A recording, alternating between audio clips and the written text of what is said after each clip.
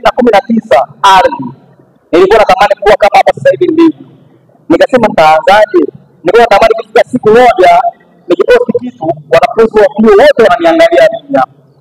Nikaanza kutengeneza content za mitandaoni zinazohusu maisha ya wanafunzi wa vyuo. Mtandao ambao natumia sana ni mtandao wa TikTok. Na mimi nikwambie kama kuna kitu unatamani kufanya, TikTok is the best. Sababu TikTok kama watu wa TikTok baadhi yenu unaweza kuongea kuna baadhi ya video inapewa sisi kuliko followers wao. Ni tofauti kidogo na Instagram. Kwa hiyo nikaanza kutengeneza video zinazohusu maisha ya wanafunzi wa vyuo. Nikaanza kushangaa na postia ya hiyo, mara postia sauti, mara wapi. Nasema kumbe wanafunzi wengi wa vyuo wako mitandao ya kijamii. Kwa hiyo naweza kudili na maisha ya wanafunzi wa vyuo. Nikaanza kudili na maisha ya wanafunzi wa vyuo vikuu. Akaunti yangu TikTok ikaanza kuwa kubwa. Nikaanza hapa kwa mfano kuja TIA na sasa tunaomba picha. Na sijazoea na shangaa naona kama jao unaona aibu. Lakini nikaanza kuelewa kumbe kumbe naanza kufuatilia, kumbe naanza kutengeneza mashabiki. Kwa hiyo nikaendelea 2020. Maisha ni magumu. Haijalishi unaanza mtandaoni leo utapata hela leo. 2021 ndio anaanza kuwa kubwa kuliko kipato ambacho unaingiza. Kwa hiyo nakumbuka 2021 nilikuwa napata daladala, watu wanaanza kunirekodi. Naona aibu. Sina hela, tumeelewa. 2022 ndio alikawa kubwa zaidi. Hapo sina kipato chochote. Niambie kwa kweli. Mwaka wa mwisho nilifanya show yangu ya kwanza ya radio show. Nadhani labda wengine mkoa ya advance nilikuwa tunaona radio show. Show yangu ya kwanza nilichukua boom, namshukuru Mungu nilikuwa na boom. Nilichukua boom, nikaenda kwenye show yangu nzima, nikafanya show hizi, nikapata hasara milioni 2. Nikakaa ndani nilikuwa nalia, nilikuwa nadaiwa vibaya.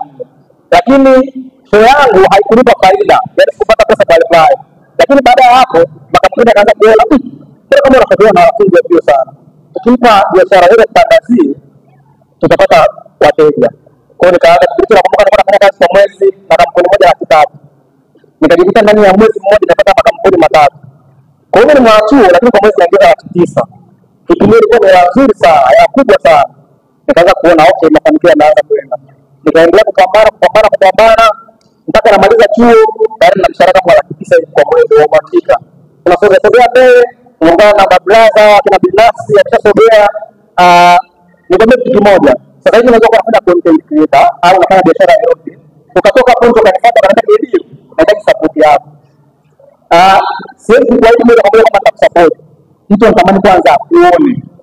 Akishakuona na jitihada inakuwa ni rahisi sana kuweka nguvu yake. Kwa mfano, kila wakati mimi napambana, mabrada sijipenda na binafsi kwa mbali, watu ambao nilikuwa naona kwenye TV. Wewe kwa sababu binafsi unakuja kama unafanya content na mambo support.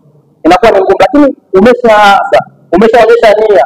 Haona kabisa kile anafanya kitu fulani. Kile lazima unaanza kuona kwamba anafanya content. Sasa hivi nikimsupport hata mimi naweza kuona sasa kweli support mtu ambaye namuona njia yake. Kwa hiyo wewe kama ni mwanafunzi kwa kumalizia haimaanishi kwamba wewe umalize tu ndio uanze kuanza kufanya nini. Kwa mfano, unaweza kuwa hapa unatengeneza ubuyu, una biashara kama yake, unaweza kutengeneza ubuyu. Sasa wewe umalize chuo ndio ni kwa nini umalize chuo?